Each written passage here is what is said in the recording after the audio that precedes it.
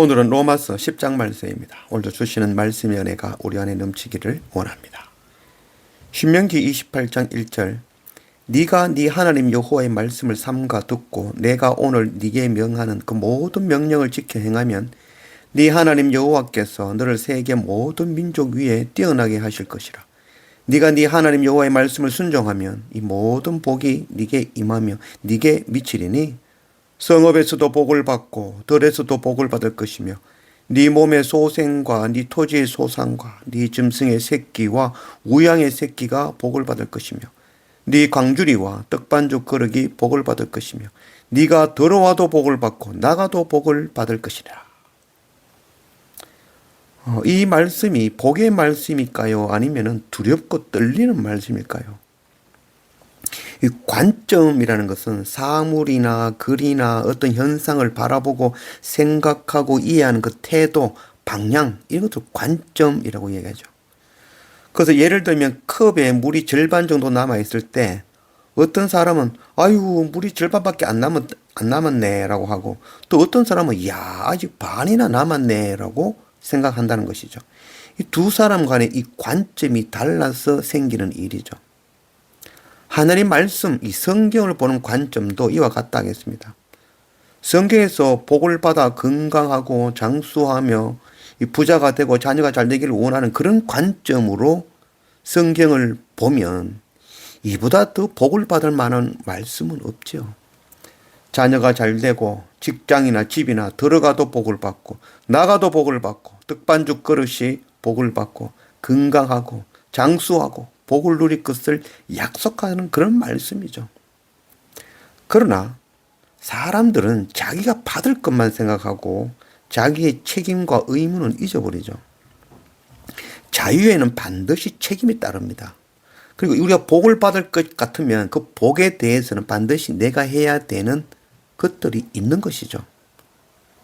자유와 복이 좋지만 그 책임과 의무를 다하지 않으면 구속과 저주가 되는 것이죠. 오늘 신명기 1절 말씀에 네가 네 하나님 여호와의 말씀을 삼가 듣고 내가 오늘 네게 명하는 그 모든 명령을 지켜 행하면 이라는 조건이 있는 거죠. 행하면 이 복을 누릴 수 있다는 말씀이죠. 그러나 세상에 하나님의 말씀을 듣고 그 율법을 온전히 지켜 행할 수 있는 사람은 한 사람도 없죠. 의인은 없나니 하나도 없죠. 지키지 않으면 어떻게 되겠습니까? 반대로 된다는 말이겠죠. 자녀가 어렵고 나가도 해가 되고 들어와도 해가 되고 떡반죽 그릇은 저주를 받고 아프고 제 명대로 살지 못하게 된다는 그런 의미도 되어지는 것이죠. 이거는 복된 말씀이 아니라 두렵고 떨리는 말씀이라 하겠습니다. 베드로전서 2장 9절 그러나 너희는 택하신 족속이요 왕같은 제사장들이요 거룩한 나라요 그의 소유가 된 백성이니 이는 너희를 어두운 데서 불러내어 그의 기이한 빛에 들어가게 하신 이의 아름다운 덕을 선포하게 하려 하심이라.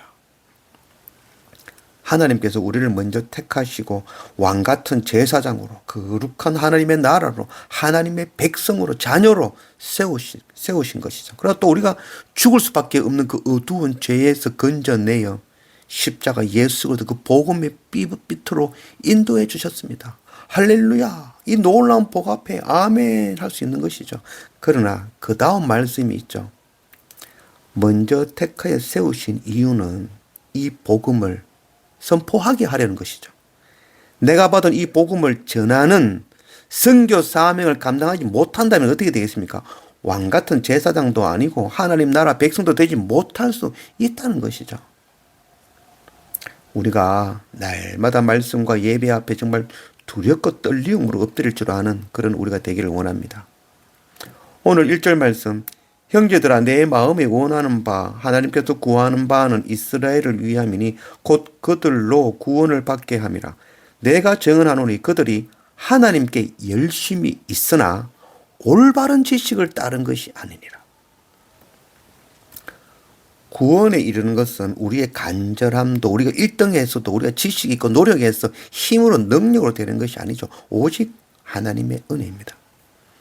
그러나 이스라엘 백성들은 자기들만이 하나님께서 택하신 백성이라는 그런 잘못된 올바른 지식이 아닌 틀린 그런 지식으로 선민의식을 가지고 있었던 것이죠.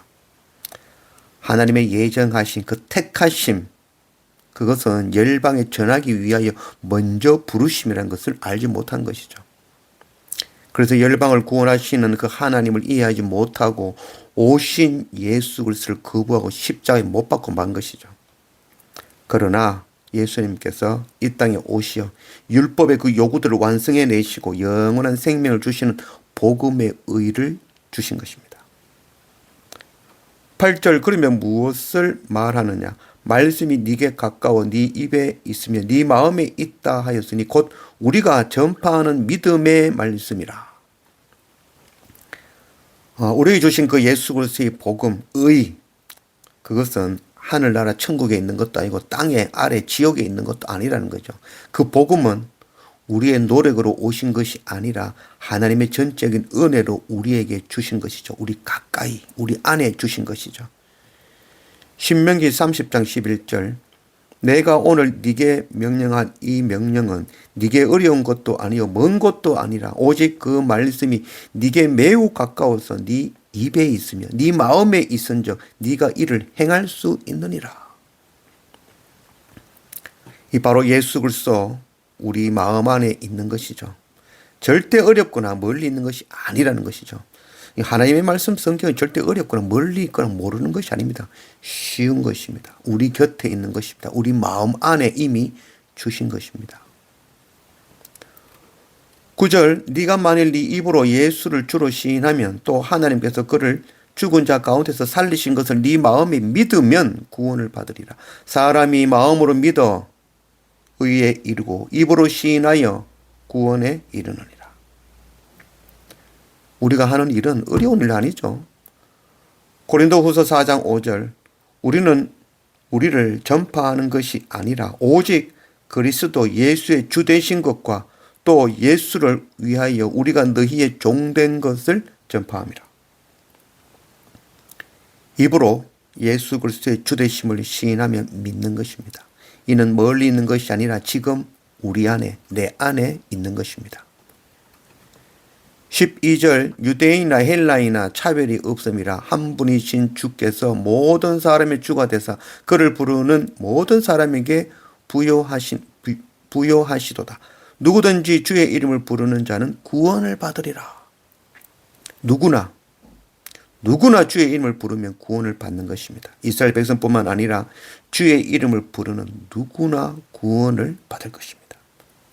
14절 그런즉 그들이 믿지 아니하는 이를 어찌 부르리요 듣지도 못한 이를 어찌 믿으리요 전파하는 자가 없이 어찌 들으리요 보내심을 받지 아니하였으면 어찌 전파하리요 기록된 바 아름답도다 좋은 소식을 전하는 자의 발이여 함과 같으니라.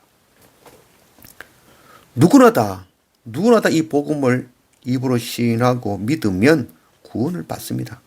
그런데 가르쳐주지 않으면 전해주지 않으면 어찌 그들이 이 복음의 소식을 듣고 구원을 얻을 수 있겠습니까? 나만 구원하시는 복음이 아닙니다. 우리를 먼저 택하시고 열방의 형제들에게 전하라고 하신 복음이죠. 말씀을 삶으로 살며 가르치고 전하는 자의 그 발을 아름답다 하시는 것이죠. 그 복음이 이제 우리에게 먼저 오셨습니다. 우리를 먼저 불러주셨고 먼저 택하여 세우셨습니다. 우리도 이스라엘 백성과 같이 먼저 불러 세우시며 택하심을 거부해 버리면 이 복음 다른 이에게로 넘어가는 것이죠. 우리에게 주신 이 복음은 결코 어렵고 힘들고 멀리 있는 것이 아닙니다. 우리의 입에, 우리 마음에, 우리 손과 발에 있는 것입니다. 우리에게 오신 이 말씀, 우리의 입과 마음과 섬김과 사랑의 손으로 삶으로 살아가는 것을 하나님께서는 심히 아름다운 발이다 하실 것입니다. 우리를 먼저 택하신 그 놀라운 은혜 앞에 그 선교 사명 감당할 줄 아는 그런 우리가 되기를 원합니다. 정말 아름다운 발을 가진 그런 우리 모두가 되어지기를 원합니다.